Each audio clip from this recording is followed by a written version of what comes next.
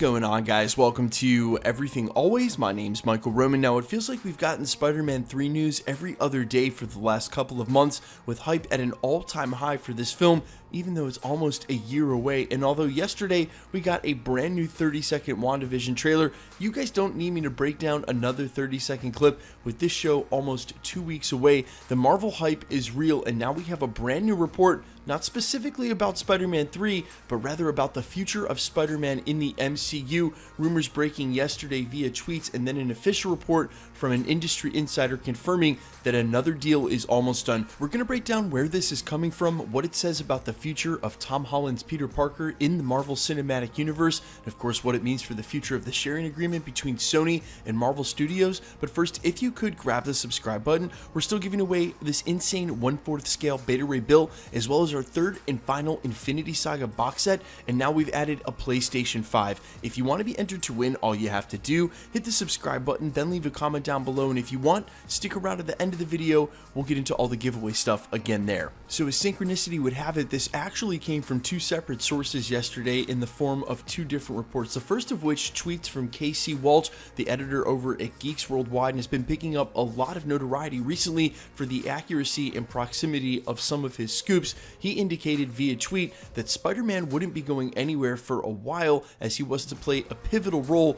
in the future of the MCU. Now, a lot of people took that and ran with it, but we got the official report last night from none other than Spider-Man scoopster Mikey Sutton over on his page geekosity.com, where he broke the exclusive that a potential new deal, quote, between Sony and Disney could not only deliver more Spider-Man film collaborations between the two, but live action TV shows as well. And he goes on to report that, quote, yesterday I was told by insiders that another contract was on the verge of being signed between Disney and Sony, and that, quote, details are scarce, but sources tell me that the deal will keep Spider-Man in the MCU for an additional 3 solo movies with an option for more after that. And then writes, this means the college years of Tom Holland's Spider-Man, which will be the focus of the second trilogy, are going to be under the supervision of Marvel Studios if the contract is signed, and most likely this is going to happen. Both Disney and Sony realize the financial significance of partnering on this IP being Spider-Man, the most lucrative IP that Sony has, and one of the biggest franchise titles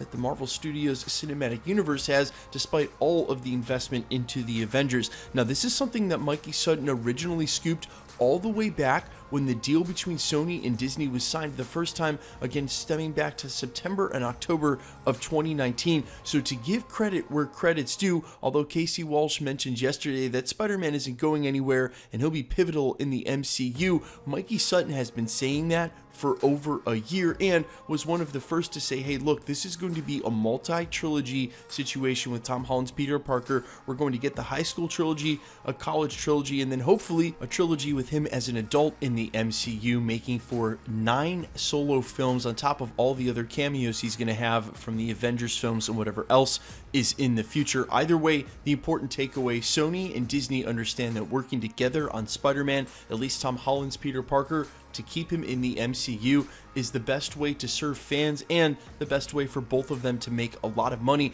And now with the canonization of the Spider-Verse, if they really need a Spider-Man over in one of their, say, Morbius or Venom films, and they can't exactly access Tom Holland because of wherever the MCU's narrative has his Peter Parker, they can always use Andrew Garfield and or Tobey Maguire. But guys, a lot of you have asked about that, and in my opinion, that is not the move. The big money ticket is having Tom Holland's MCU Peter Parker crossover with Morbius, and especially Venom and Carnage whenever we get the trilogy finale after this Let There Be Carnage second installment for the Venom franchise. The huge takeaway either way is that Tom Holland's Peter Parker is staying in the MCU regardless of what they do with the Spider-Verse and regardless of what Sony does with their Venomverse, and they'll be able to use him when and if they need be, but the MCU, where his story started and where it needs to stay, will be the home for this iteration of Spider-Man for a lot of years to come. One other final thought I'll leave you with, as it was quickly mentioned in the beginning of that Geekosity article, was that live action television shows could come into play for none other than obviously Disney Plus, but that's sort of a no-brainer. Remember the interconnectivity of this upcoming universe. Now, Kevin Feige even mentioned these Disney Plus shows are going to lead directly in and out of their major theatrical releases, meaning of course the characters are going to have to cross over at some point, and we could expect even to see Tom Hollands Peter Parker maybe in a show like Miss Marvel. But if there is a spin-off for Spider-Man or Spider-Man adjacent characters somewhere in the future, this Disney Plus platform could be the home for the co-produced and released Sony show, and that might be one of the new details they're trying to work out in this sharing agreement. Guys, let me know all your thoughts down below, how hype you are for this, and the fact that Peter Parker is going to stay in the MCU. We won't have to worry about this for quite some time. And quickly, let's get into the giveaway stuff before I let you go. We're still giving away this insane 1/4 scale Beta Ray Bill and our third and final Infinity Saga box set on New Year's Eve, regardless of the subscriber count. We've also added a PlayStation 5